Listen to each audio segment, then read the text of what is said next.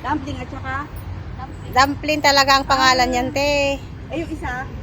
Oreo. Tapos pinapangalanan namin ng Satong. Si Satong at saka si Dapluca. Yung isa is si Donald at saka yung isa is si Luca. Mauna ka.